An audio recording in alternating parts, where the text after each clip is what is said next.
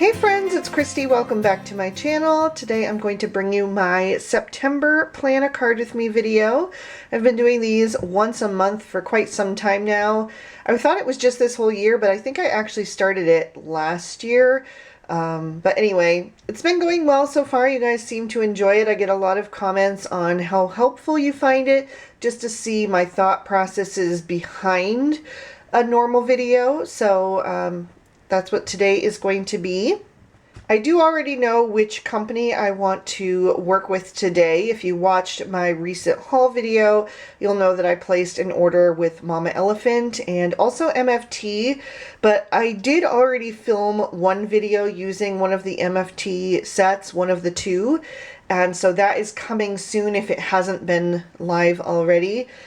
So today I'm going to work with Mama Elephant. So I got 3 different sets from Mama Elephant, and I have not quite decided which ones to go with, but I am leaning in a certain direction. I will say that it is actually August for me right now. I'm actually going to be doing quite a bit of traveling in September, so I am pre-filming quite a few videos, and so for me it's still summer. So I'm kind of leaning toward the Everyday Monkeys stamp set. I'd really love to use this before it's too late, once I'm really ramped up into the fall and Christmas videos. I do already have at least one fall video on my channel by now, possibly more, but I really do want to use this set soon. I'm thinking I might also use some of the images from the Wild Roar. The other option is to go with the Jump for Joy, and I could either do the pile of envelopes or the pile of leaves.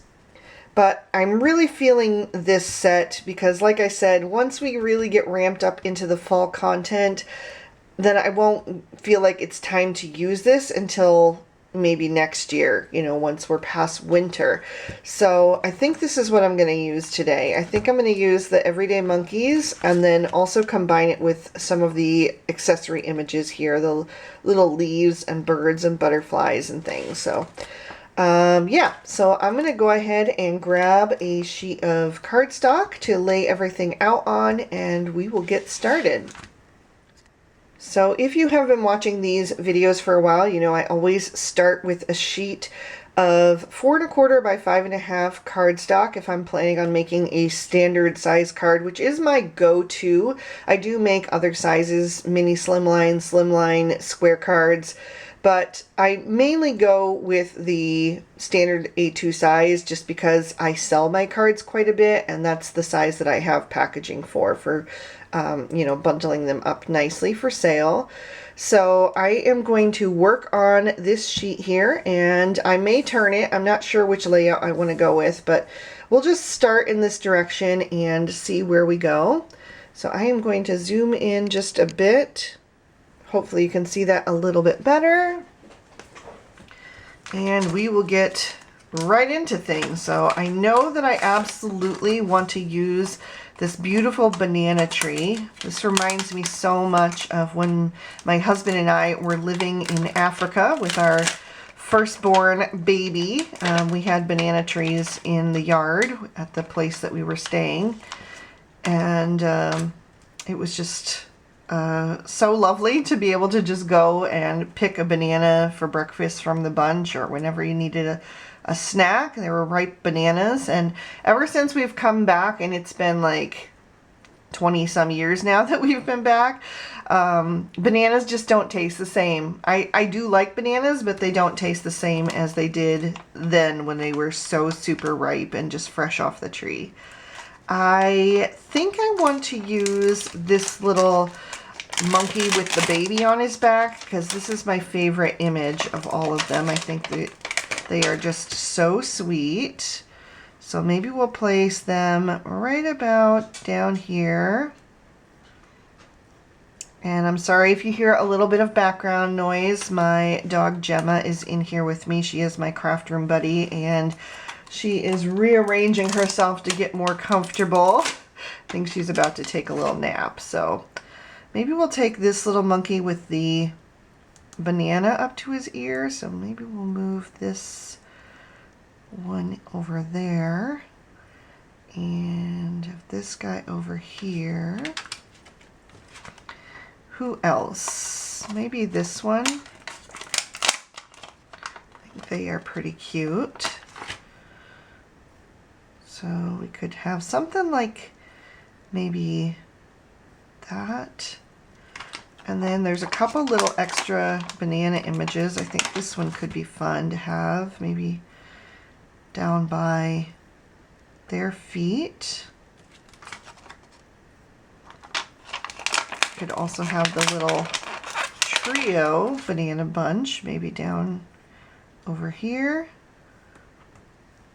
We'll see. Okay, so let's go ahead with the Wild Roar next and see what we might want to use from them before I settle on any particular design.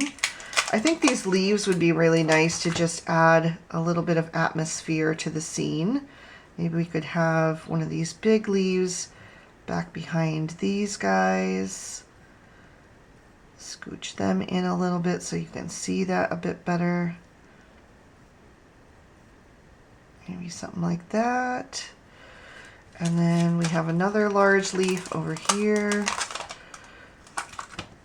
Place that one on the opposite side, maybe somewhere over here. And then we have a few little smaller leaves. Those could be fun as well. Maybe we'll add them down towards the ground like little grasses almost. Could have one here. And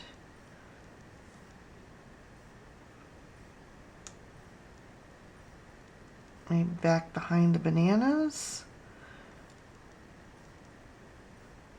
Okay. I definitely want to add one of these adorable toucans, or maybe it's a parrot actually. I think you could color it any way you want. Maybe we'll have one in here. Do we want to have both? Maybe one over here, something like that. So they're kind of flying at each other. That's looking pretty cute. I might stamp one of these smaller leaves a third time just to have a little bit more balance and place it somewhere over on this side, because I feel like it's just a little bit heavy on the left with the leaves and we only have one leaf on the right.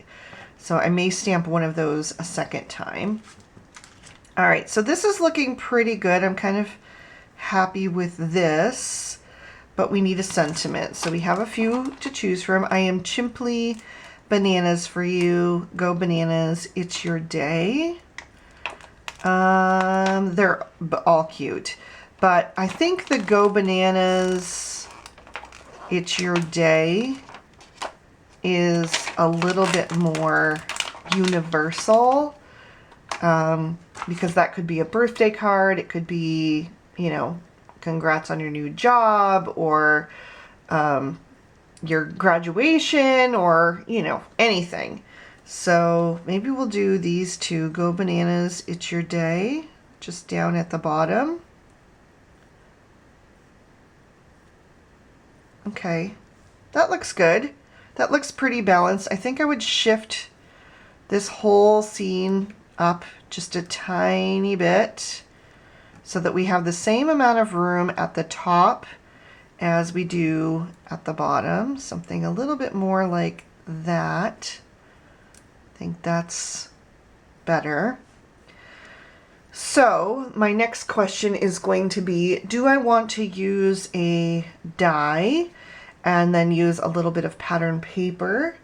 And I'm thinking yes, because I think the banana paper from the Lawn Fawn, what is that fruit paper that they came out with last time? The fruit salad. Okay, so this is not from this year. I think this came out last year, but we have this paper with the bananas on it that I have been wanting to use for such a long time, and I have not had a chance yet. So this card I'm thinking would be perfect for this banana paper.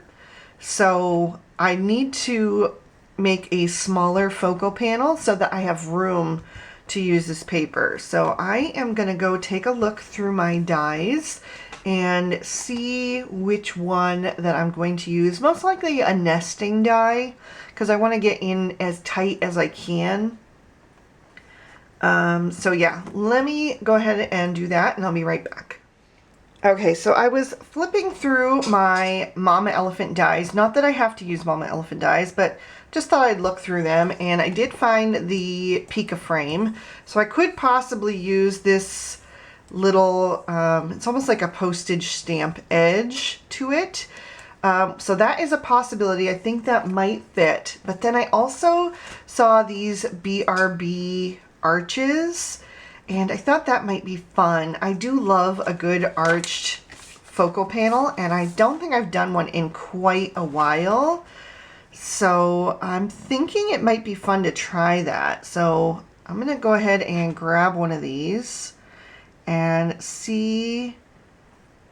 I think that would be just about the perfect size. So a little bit of the images might extend out around the, the sides of the arch. You might see a little bit of a leaf or part of the leaf of a tree or the top of the bird, sticking over the edge, but I actually like that look. So I'm thinking this could be perfect. I even have enough room for my sentiment. So that was the fourth one down in the BRB arches.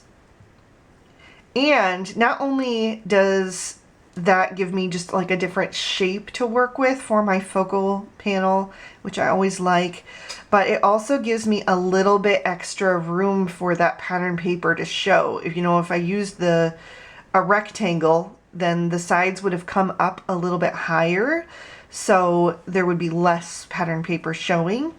And since the pattern paper is so specific to the scene that I'm creating, I think it would be nice to have a little bit more of that showing.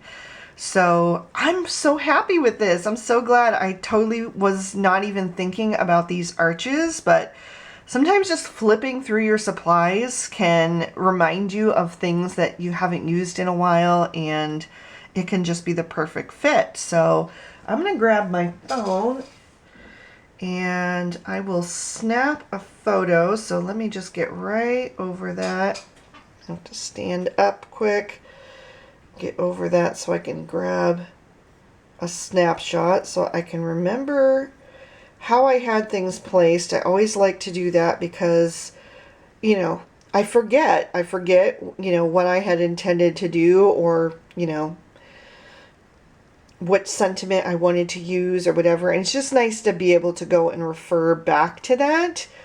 Sometimes I change it up and I don't go with the initial idea that I snapped a photo of as I'm in the middle of creating, but it's always nice to have that as a reference if I need it. So, all right. So this card is coming together so quickly. I'm so excited about that because I am just like slammed with, trying to produce all these videos ahead of time. So anything that comes easy, I will happily take it.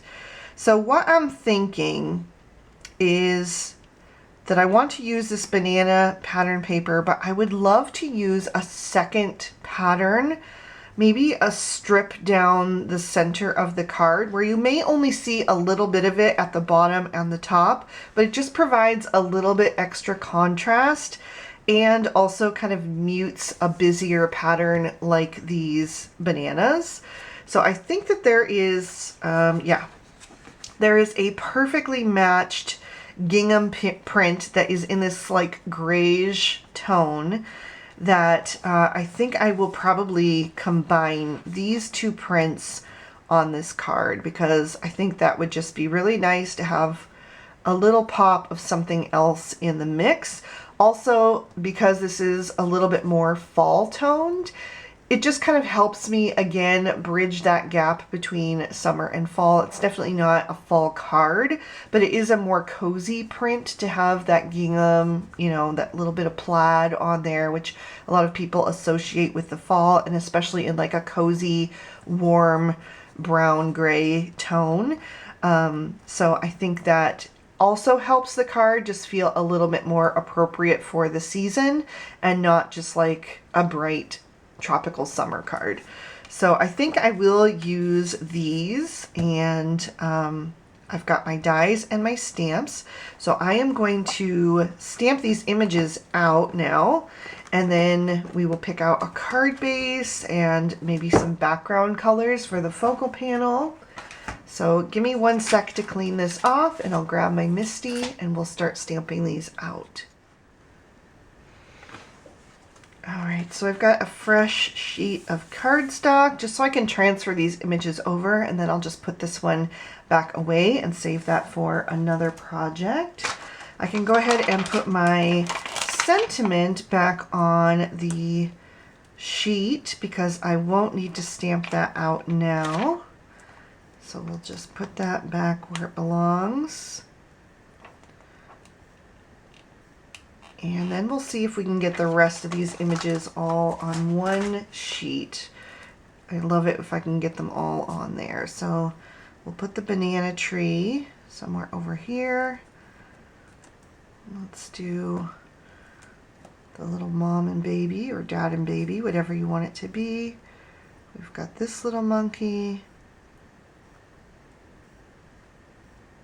Maybe we can move that up a little bit. We'll see.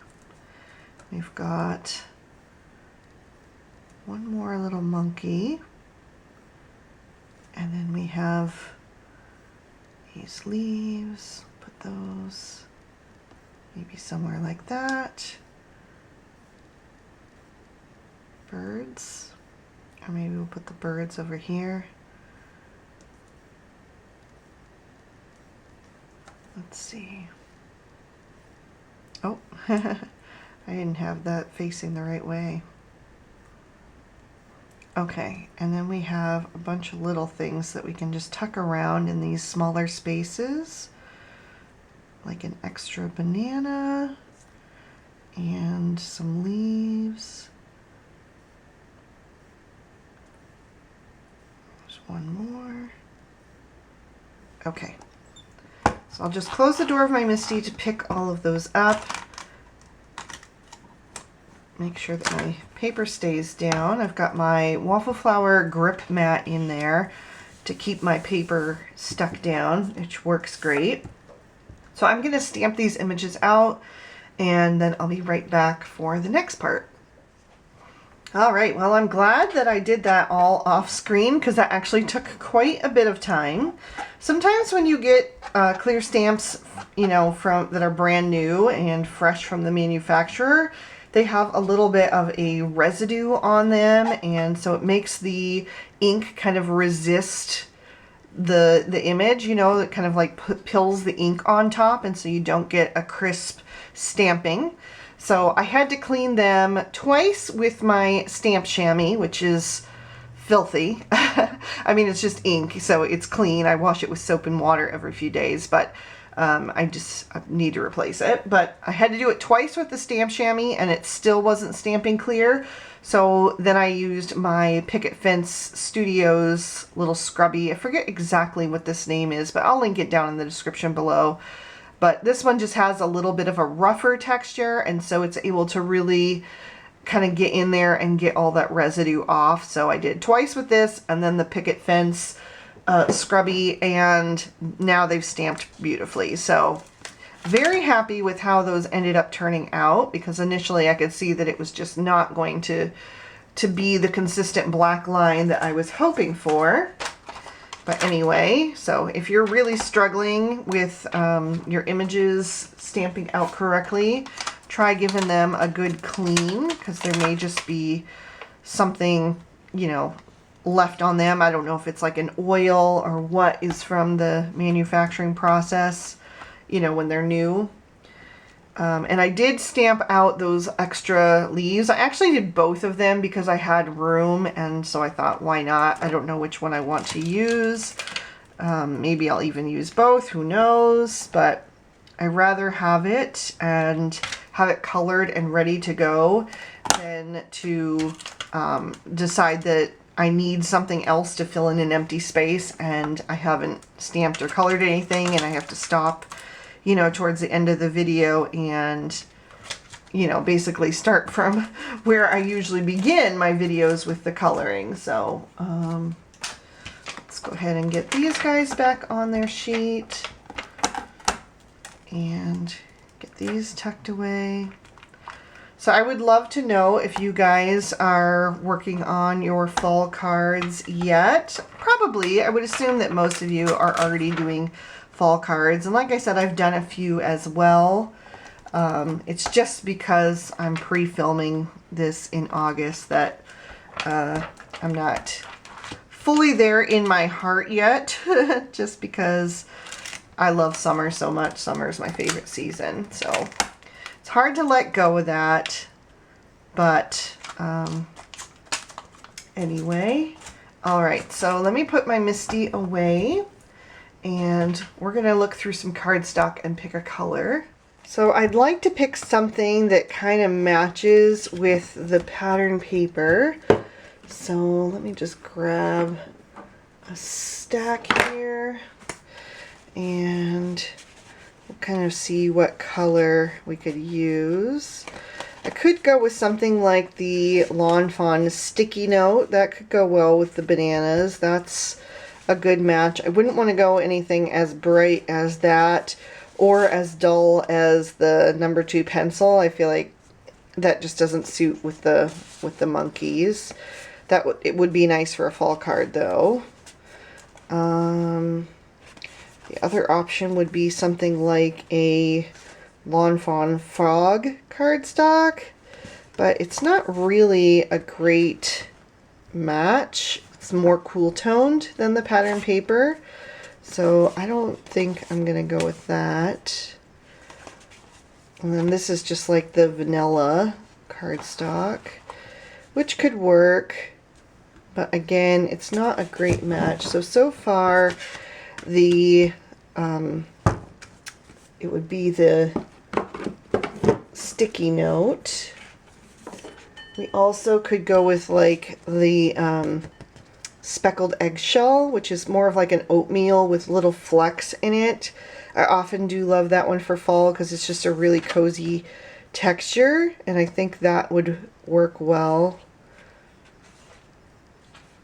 I think that one could work well. That's not bad. Which one is better? I don't know. The sticky note could be fun though, because the outside of the card is going to be more in these kind of muted tones, and then when you open it up it's like this banana yellow on the inside.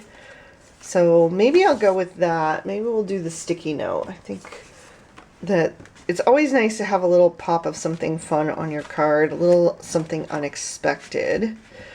So there is that. So the last thing for me to decide is what I want to do for the background. And I'm thinking maybe just like a simple watercolor background could be nice. Something that doesn't, you know, take up a lot of time, doesn't take a lot of time to do, doesn't take a lot of time to dry. You know, when you spend a lot of time coloring a lot of images like that, sometimes it's nice to keep the background a little bit more on the simple side so that your coloring really shines. You know, you put all that effort into it, so you want the background to support the images but not compete with the images. So I'm thinking that might be the way to go. Let me go ahead and take a look through my Distress Oxides and see what colors I might want to use. Since the pattern paper is more in a muted tone, I think that is going to dictate a more muted color palette. So instead of doing like super vibrant yellows, I might do a little bit more pale yellows for the bananas. Not that we can't still have some contrast, but just choosing those colors that have maybe less of a golden tone to them and more of like a pure yellow tone, things like that. So I'm thinking the background should also be a bit on the more muted side. So I picked out some speckled egg for the sky because it's a very pale blue. It has a lot of gray tone in it, which I think is going to go nicely with the pattern paper. It's going to be subtle, which is what I'm going for.